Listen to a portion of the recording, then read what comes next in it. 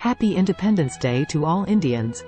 This is the 15th day of August of the year 2023. It has been 76 complete years since we got our independence from the British Crown and became a sovereign state. A sovereign state is one whose policies, domestic and foreign, are not dictated by any other country. India is also a democratic country, which means that the rulers of this country are elected by the people, instead of getting their position by virtue of their birth, like it used to be in the days of the monarchs. A few countries still follow the monarchy system of governance, such as the United Kingdom of Great Britain. Although it has a parliament, the members of which are elected by the general population, the crown still reigns supreme and is virtually above the law. There are numerous videos on the YouTube which talk about the little technicalities in the UK law about how the crown could get away with murder there. In this regard, we can safely say that we have outgrown our former colonial masters. Therefore, a country can be sovereign but still not democratic. Another good example is the Saudi Arabia, the leaders of which are not elected by the people at all but are accorded their status by virtue of their birth. This is a point of pride for us, but it also shows the legendary visionary capabilities that our constitution makers had shown while drafting it. Instead of granting voting rights to only a select group of people, such as white landowners as was in the case of the USA when it was founded, they gave it to everyone, irrespective of their social status.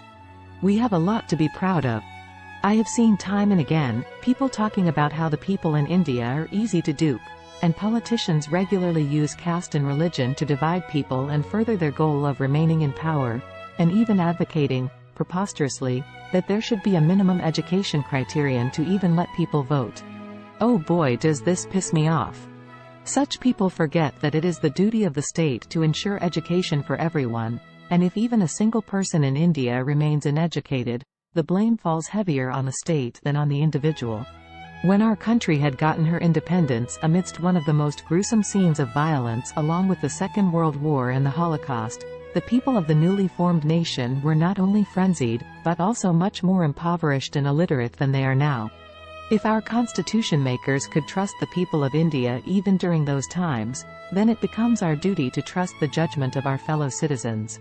No matter what your political stance, believe in people, just like our constitution makers did. These are hard times, especially when due to the reach of the television and the social media, it is easy to disseminate false information to everyone. Since people depend on the information available to them to make their decisions, it is of supreme importance that people get the right information. During the independence movement, it was the revolutionary newspapers and journals, many of which were published by the key figures in the independence movement, like Young India, which was published by none other than Mahatma Gandhi himself, that sought to inform people why independence was important for everyone and urged people to join the independence movement. In a similar way, people today also need correct information to make correct decisions. Not everyone has the time or the facilities to keep fact-checking everything that comes across him. Therefore, supporting independent media is important, and you can take up the mantle of providing the people with the right information by raising your voice on local issues yourself, and getting people to participate in your cause. This may sound like politics, because this is what politics is all about.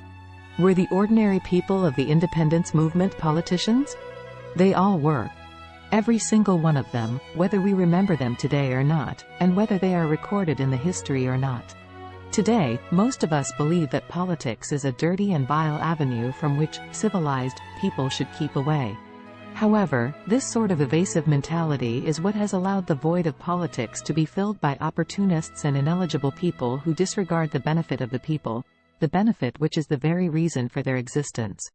They use the faith people put in them to benefit themselves and their cronies only. If someone takes advantage of faith of someone else, it is not the fault of the person putting his faith in him, it is the person who accepts the faith but does not act according to the mandate of the faith who is at fault.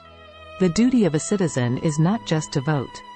The duty of a citizen is to take part in the policy matters and hold the elected leaders accountable.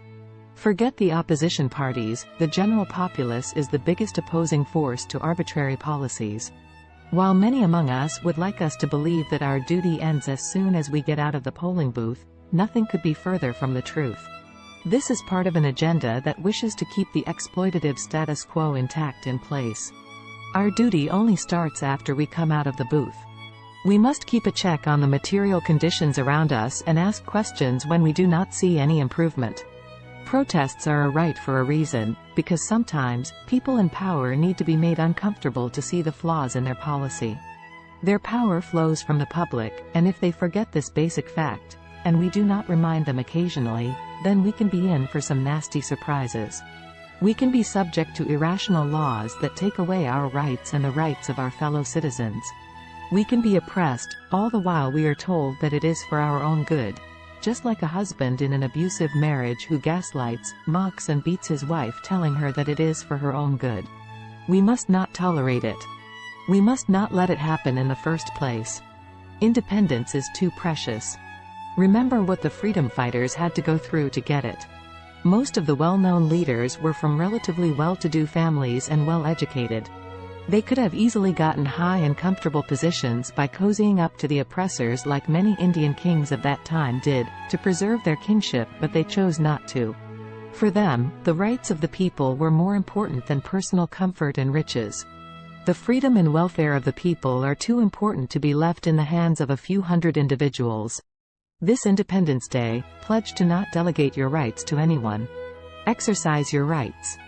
Make sure those who sit on the chair of people's faith value it and don't dare to betray it.